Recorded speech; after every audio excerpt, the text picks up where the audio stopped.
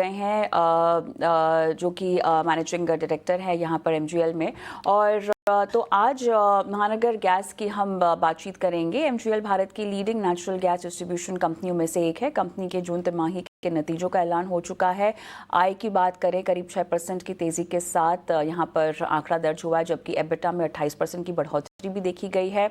मुनाफा 29% बढ़ा है। मार्जिन में भी सुधार देखने को मिला है, लेकिन वॉल्यूम ग्रोथ में कमी की कमेंट्री से दबाव हमने आता हुआ देखा है। अब क्यों कमी आई है, मैनेजमेंट से ये समझेंगे, साथ ही नतीजों और आगे की योजनाओं पर बातचीत होगी। महानगर गैस के मैनेजिंग डायरेक्टर आशु सिंघल हमारे साथ जुड़ चुके हैं। आशु, आपका बहुत बहुत स्वागत है हमारी इस बेहद खास पेशकश में। और आशु, वॉल्यूम ग्रोथ यहाँ पर कट की गई है गाइडेंस के लिहाज से। हाई सिंगल डिजिट जो कि लगभग 10 से 12% पहले थी। अब ये बताइएगा, लो सीएनजी वॉल्यूम, क्या ये बहुत बड़ा ट्रिगर है? और अगर ये है तो क्या इम्पैक्ट कर रहा है सीएनजी वॉल्यूम्स को? व्हीकल सेल्स की कमी की वजह से हम देख रहे हैं, या कंपटीशन इंटेंस हो रहा है, पेनिट्रेशन ईवीज का कुछ ज़्यादा भारी पड़ रहा है? कैसे आप इवैल्यूएट करेंगे इस पूरे सिनेरियो को फिलहाल, और किस तरह से हम फिर वॉल्यूम पर से प्रेशर जाता हुआ देखेंगे? अगर हम Q1 से कंपेयर करते हैं, पिछले साल का जो Q1 था और इस साल का Q1, तो लगभग 10% वॉल्यूम ग्रोथ तो हुई है। और Q4 पिछले साल का इस Q1 से 1% ग्रोथ है। तो थोड़ा सा एक दो कारण और भी रहे कि एक दो इंडस्ट्रीज भी शटडाउन में थी, जिसकी वजह से थोड़ा इंडस्ट्री कमर्शियल में डाउन हुआ है, थोड़ा डोमेस्टिक भी डाउन है। सीएनजी में सीजनल वेरिएशन कई बार होता है, और क्योंकि इस बार मानसून थोड़ा पहले आया है, तो हो सकता है उसकी वजह से थोड़ा सा इम्पैक्ट आया है। पर हम आगे और क्लोजली इसको मॉनिटर कर रहे हैं। Q2, Q3 और Q4 में हम लोग एक्सपेक्ट करते हैं कि वॉल्यूम्स ग्रो करेंगे। और जो पहले 10-12% के आसपास हम लोग गाइडेंस थी, वो हो सकता है 9-10% पे आकर के कहीं पे इस साल को हम क्लोज करेंगे। तो ये सीजनल वेरिएशन थोड़ा बहुत होता रहता है, एंड हमें लगता है कि आगे जाकर के इसमें हम मेकअप कर पाएंगे। आशु, एक और सवाल। एमएसआरटीसी यहाँ पे इवैल्यूएट कर रहा है हाइब्रिड सीएनजी एलएनजी बसेस को अपनी फ्लीट में डालने के बारे में। इससे आपके वॉल्यूम्स पे कितना और एडिशन होगा? क्या इसका आकलन होगा आपके पास? अभी लगभग हमारे पास 550-600 बसेस हैं एमएसआरटीसी की। उनकी 18,000 बस के लगभग पूरे महाराष्ट्र में चलती हैं। तो अगर हम लोग उनके साथ बातचीत कर रहे हैं, तो उनके पास दोनों मॉडल हैं कि वो एलएनजी की बस भी लेना चाहते हैं, सीएनजी भी लेना चाहते हैं, और डीजल की बसेस भी चलेंगे।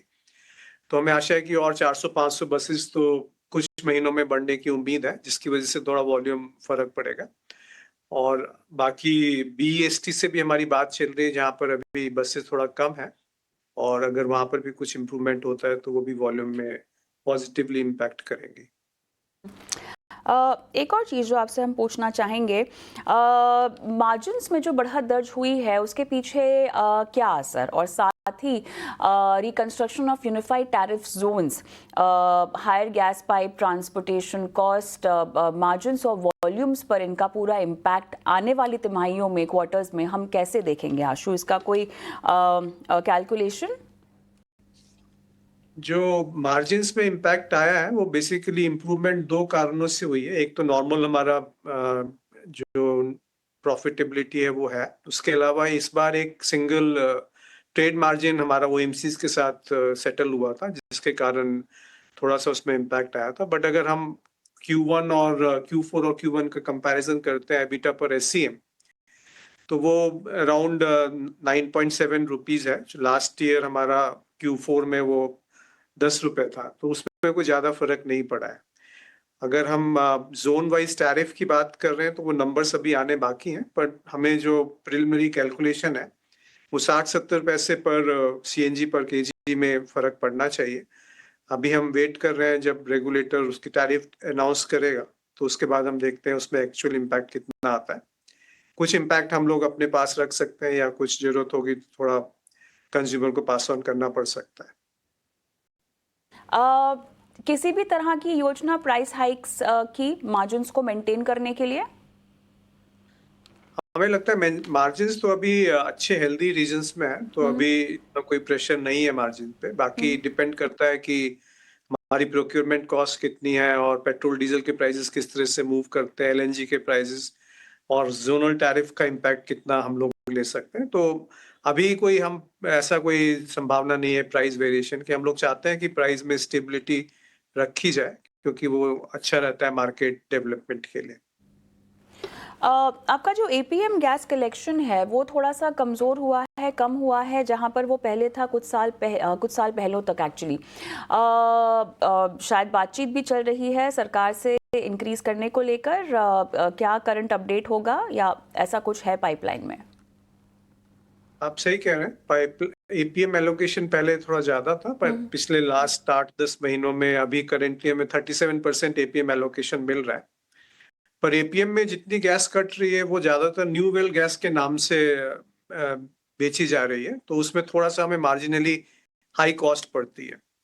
जैसे कि अभी 10% एपीएम है, 10% इंडियन क्रूड बास्केट पे और न्यू वेल गैस 12% पे है। तो इंडियन क्रूड बास्केट भी अभी कम है, ब्रेंट भी कम है, तो हमारे को उतना ज्यादा प्रेशर नहीं है प्राइजेस में। अगर ब्रेंट प्राइसेस बहुत ज्यादा बढ़ जाते हैं तो हमारे लिए नेगेटिव इम्पैक्ट आएगा, पर वो अभी ऐसी स्थिति नहीं है और स्पॉट एलएनजी प्राइसेस भी कम है, तो हम लोगों के लिए अभी स्थिति ठीक है। अभी ऐसा कोई प्रेशर ना मार्जिन पे है ना प्राइस पे हमें कुछ दिख रहा है, क्योंकि न्यू वेल गैस जो कंपनसेट हमें मिल रही है वो हमारे लिए प्राइस मेंटेन करने के लिए सहायक है।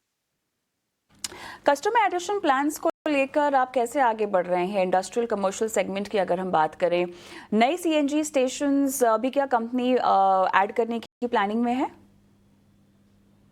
हाँ, पिछले साल हमने 66 नए स्टेशन ऐड किए थे, इस साल हम लोग 80 स्टेशन ऐड करना चाहते हैं।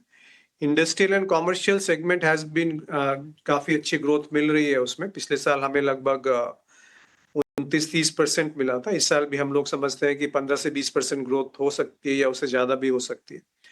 तो अभी हमारे काफी और फोकस चल रहा है कि इंडस्ट्रियल एंड कॉमर्शियल सेगमेंट में किस तरीके से सेल या ग्रोथ बढ़ाई जाए, और आने वाले कुछ समय में हम एक्सपेक्ट करते हैं कि कुछ नई स्कीम्स हम लॉन्च करेंगे वॉल्यूम लिंक्ड या बाकी इस तरीके से, जिससे कि हमारा वॉल्यूम थोड़ा इम्प्रूव कर सके इंडस्ट्रियल एंड कॉमर्शियल सेगमेंट में, जिससे कि ओवरऑल हमारी वॉल्यूम ग्रोथ मेंटेन हो सके।